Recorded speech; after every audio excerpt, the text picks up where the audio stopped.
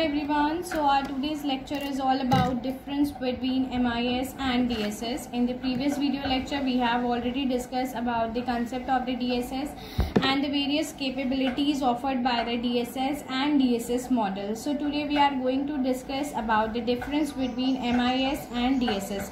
See, if I am talking about the MIS, the main focus is on the structured task and the routine decisions. यानी जितने भी structured task होते हैं और जितने भी routine decisions लिए जाते हैं वो किसकी हेल्प से लिए जाते हैं, वो सब आपकी MIS की हेल्प से लिए जाते हैं. Okay, but when we talk about the DSS, तो all its focus is mainly on semi-structured tasks which demand managerial judgment. It means that कि जितने भी आपके सेमी स्ट्रक्चर्ड डिसीजंस होते हैं और अनस्ट्रक्चर्ड डिसीजंस होते हैं जिसमें मैनेजरियल जजमेंट की ज़रूरत होती है, वो सारे डिसीजंस आपकी डीएसएस की हेल्प से लिए जाते हैं. Okay, next is identify the information required, यानी कि ये आपकी इंफॉर्मेशन की रिक्वायरमेंट को आइडेंटिफाई करने का काम करता है.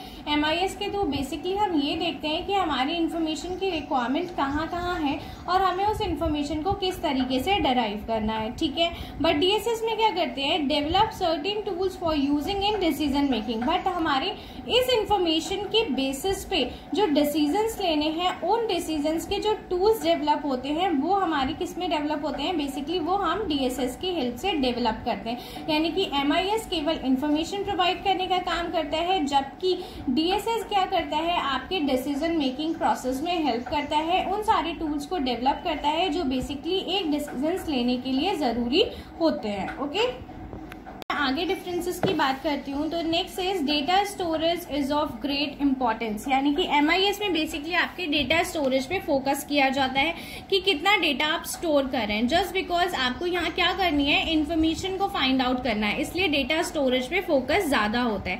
और अगर मैं DSS की बात करती हूँ तो the main emphasis is on the data manipulation, कि आपके उस डेटा को किस तरीके से मैनिपुलेट करना है, किस तरीके से उस डेटा को कंसाइज करना है सो दैट हम अपने डिसीजंस ले सके. ये काम होता है आपका बेसिकली DSS का.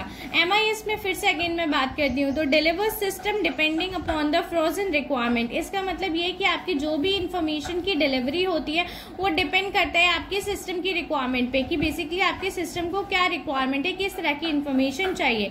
जबकि DSS में क्या होता है, current data is to be use in the decision support system, यानी कि आपके जो भी करंट डेटा होता है उसका यूज किया जाता है आपके डिसीजन सपोर्ट सिस्टम के तौर पे. ओके, तो यहाँ पे आपको समझ में आया कि यहाँ पे क्या होता है, basically delivery system depending upon the frozen requirement, कि आपके जो पुरानी रिक्वायरमेंट्स है उन्हीं के बेसिस पे इन्फॉर्मेशन को डिलीवर किया जाता है, जबकि DSS में करंट डेटा का यूज किया जाता है डिसीजन मेकिंग प्रोसेस के लिए. ओके, देन अगेन MIS में अगर हम बात करें तो very much dependent on the computer export, यानी कि MIS आपका बेसिकली कंप्यूटर एक्सपोर्ट पे बहुत ज्यादा डिपेंड हो जाता है, क्योंकि किस तरीके से इन्फॉर्मेशन को डराइव करना है, किस तरीके से हमें अपना सिस्टम क्रिएट करना है ताकि हमें हर एक एरिया की रिक्वायरमेंट की जो भी इंफॉर्मेशन है, जिस भी इंफॉर्मेशन की हमें रिक्वायरमेंट है वो हमें टाइमली मिल सके.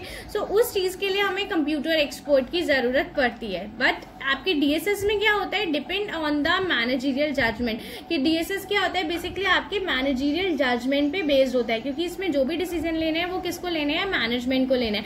बट MIS को डिजाइन करने का काम, उसको एग्जीक्यूट कराने का काम, उसके की एरियाज को आइडेंटिफाई करने का काम, जहां से हमें इंफॉर्मेशन को डिराइव करना है, ये सारी चीजों के लिए हमें कंप्यूटर एक्सपोर्ट की नीड होती है.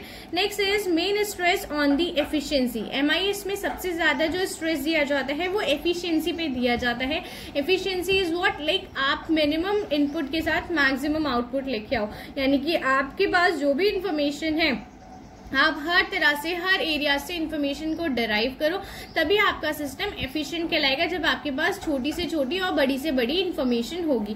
बट आपका MIS जो DSS होता है, DSS में basically main emphasis is laid on the effectiveness.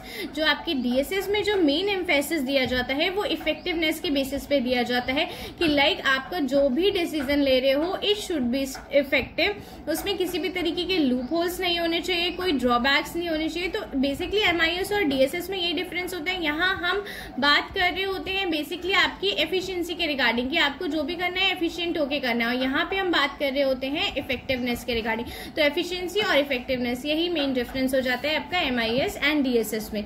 Next is the main focus is on information processing. As I told you कि इंफॉर्मेशन को प्रोसेस कराना ही MIS का काम है। तो जो मेन फोकस होता है वो किस पे होता है, आपके इंफॉर्मेशन प्रोसेसिंग पे दिया जाता है, जबकि the main focus is giving on the analysis decision support. जो आपका DSS होता है उसमें डिसीजन सपोर्ट पे मेनली फोकस किया जाता है, एनालिसिस किए जाते हैं कि किस तरीके से हम इस इंफॉर्मेशन का यूज करके, जो आपको MIS के थ्रू इंफॉर्मेशन मिली है उस इंफॉर्मेशन का यूज करके हम कैसे इफेक्टिव डिसीजंस ले सकते हैं अपने बिजनेस में। ओके, नेक्स्ट अगर मैं MIS की बात करती हूँ, the main user are middle, lower level and sometimes senior executive. जो आपका अल्टीमेट यूजर होते हैं MIS के वो आपके मिडिल लेवल होते हैं, कभी कभी लोअर लेवल होते हैं और समटाइम्स आपके सीनियर एग्जीक्यूटिव भी होते हैं। बट जो आपके DSS के यूजर होते हैं वो बेसिकली आपके टॉप लेवल मैनेजर्स होते हैं, एनालिस्ट होते हैं और प्रोफेशनल मैनेजर्स होते हैं। तो यूजर्स के बेसिस पे हम यहाँ डिफरेंस कर सकते हैं, यहाँ पे आपके मिडिल लेवल और समटाइम्स लोअर लेवल इसका यूज करते हैं, बट आपका जो DSS का यूज किया जाता है ये प्योरली आपके टॉप लेवल मैनेजमेंट के थ्रू किया जाता है। जितने भी एनालिस्ट होते हैं, मैनेजर्स होते हैं, प्रोफेशनल्स होते हैं, वो सब आपके DSS का यूज करते हैं। ओके, नेक्स्ट इज MIS में अगर मैं बात करती हूँ, the application area of MIS are production control, sales forecast, financial analysis and HRM। जो आपका MIS का वर्किंग एरिया होता है, जो आपका एप्लीकेशन एरिया होता है, वो बेसिकली किस में होता है, सेल्स को फोरकास्ट करने के लिए MIS का यूज किया जाता है। बिकॉज आपने इंफॉर्मेशन सिस्टम बनाया है, तो इंफॉर्मेशन सिस्टम में आपकी पूरी मार्केट की इंफॉर्मेशन होगी, तो ऑब्वियसली बात है you can use it for the sales forecasting.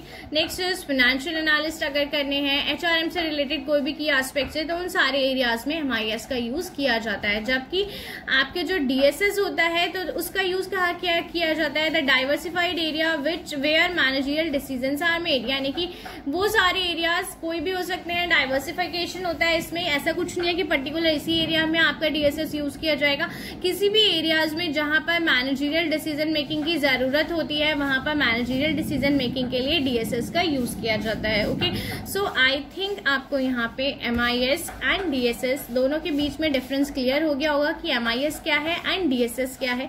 और अगर इनकेस अगर आपको कोई भी डाउट रहता है अभी भी MIS और DSS के रिगार्डिंग, आप मुझसे कभी भी पूछ सकते हो। Thank you, have a good day.